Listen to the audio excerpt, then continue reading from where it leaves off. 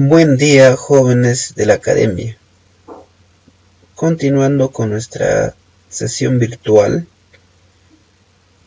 el tema correspondiente al día de hoy es reseña histórica de la tabla periódica. El docente es el ingeniero Johnny Espinosa Rivera y el curso es Química. El tigre les va a recordar. La sesión virtual es reseña histórica de la tabla periódica en el curso de Química.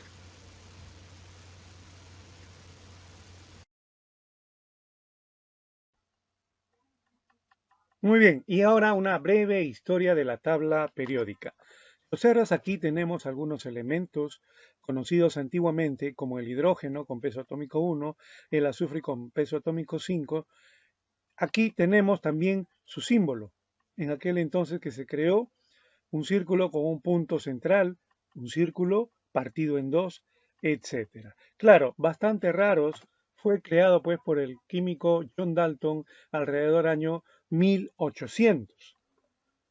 Y esto fue justamente creado por él antes de comenzar la tentativa de tener todos los elementos conocidos de aquel entonces en una tabla periódica. Y así recorremos pues fugazmente tres modelos que fueron los precursores de la tabla química actual.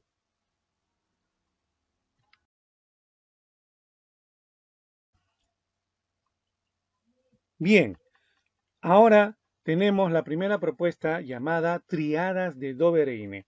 ¿Y por qué triadas? Veamos aquí. Litio tiene un peso atómico de 7, el potasio de 39 y el peso atómico del sodio era la semisuma de los extremos, 7 más 39 entre 2, por lo tanto el peso atómico sería 23. Y de esta manera litio, sodio y potasio tenían las mismas propiedades químicas. Esto se debe pues al gran farmacéutico y químico Johann Dobereiner. ¿Y quién agrupó a los elementos de 3 en 3? Por eso se llaman triadas. ¿Okay? Donde la semisuma, de los pesos atómicos de dos elementos daba el del centro. Por lo tanto, los tres pertenecían a un mismo grupo químico.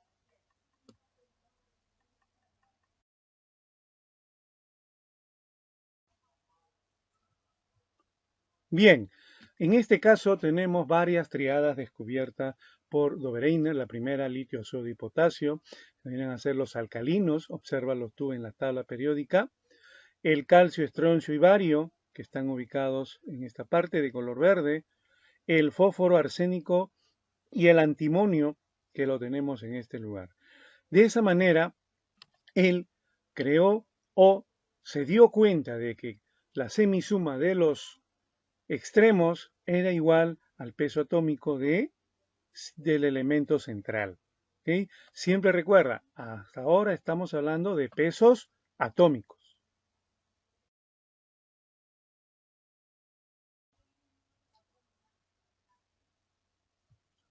La siguiente viene a ser las octavas de Newland. ¿Qué sucedió con este científico? Agrupó los elementos, escucha bien, de 7 en 7, también en función de su peso atómico, creciente o ascendente. De manera que el octavo que se iba a colocar, que el que seguía, tenía elementos, tenía propiedades muy semejantes al primero. Veamos el siguiente ejemplo.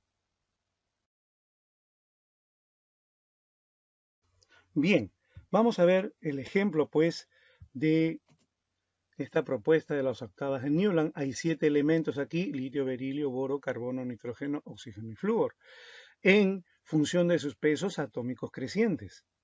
El que continuaba sería el sodio, debajo del litio. Continuaban 7 elementos más. Y el que continuaba era el potasio, con 39, cuyo peso atómico, colocado debajo del sodio y del litio, formaban un grupo. Del berilio, magnesio y calcio formaban otro grupo. Así sucesivamente. Por lo tanto, en las octavas de Newland vemos que se agrupaban de 7 en 7 y el octavo elemento es el que correspondía colocarse debajo de la siguiente serie.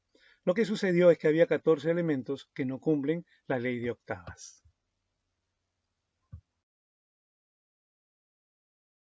Aquí vamos a ver ahora la tercera propuesta de la tabla periódica que correspondería allá al considerado creador, al químico ruso Mendeleev, quien ordena los elementos también de acuerdo a sus propiedades periódicas, pero también basado en su peso atómico. Si subrayo esta palabra, peso atómico, que está presente en las tres propuestas de tabla periódica. Su característica fue de que los 63 elementos se ordenaron en filas y columnas, de acuerdo con su peso atómico. Los elementos que forman una columna tienen características semejantes y la tabla se compuso de 8 columnas o grupos. Vamos a ver cómo desarrolló pues la tabla periódica de los elementos en aquel entonces Mendeleev.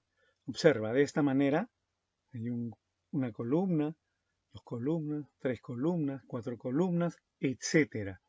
Lo curioso es, por ejemplo, el aluminio, aquí tendría que venir otro elemento. Ese es el carácter predictivo de la tabla periódica de Mendeleev.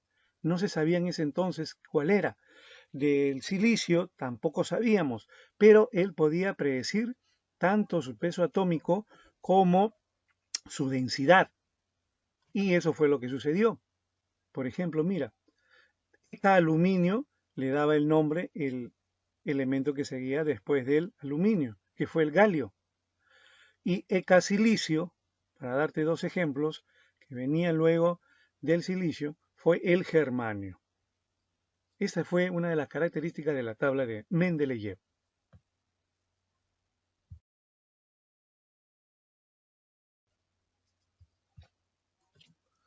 Como te expliqué anteriormente, habían 3 modelos de tabla periódica. En cambio, ahora la actual cuenta con 118 elementos en total y se basa en la ley periódica de Moseley, que fue descubierta a raíz de los rayos X, que, ojo, las propiedades de los elementos eran funciones periódicas no de sus pesos atómicos, sino de sus números atómicos. Lo que sucedía es que anteriormente ellos no conocían lo que era el protón, el electrón y el neutrón. Y basándose en esta ley, Werner diseña la tabla periódica actual. Por lo tanto, podemos deducir de que Dobereiner, Newland y Mendeleev se basaron en sus pesos atómicos, mientras que la tabla actual se basa en el número atómico. Sin embargo, los científicos pues están intentando sintetizar nuevos elementos artificialmente en el laboratorio. Y de una u otra manera, la tabla periódica que conocemos es la siguiente.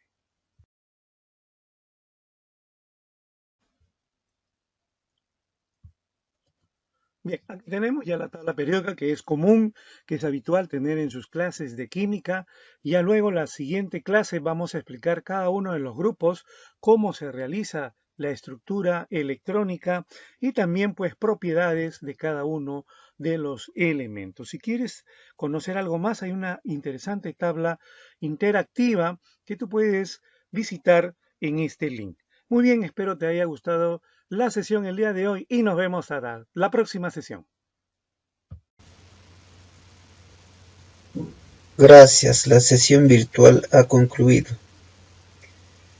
Esperando que para la próxima sesión vamos a tocar todo que es de ubicación en la tabla periódica de acuerdo a la configuración electrónica y propiedades periódicas. Cualquier duda o consulta, estoy dejando el número de celular en la pantalla para que puedan consultar o llamar. Gracias, chao chao, hasta la otra sesión.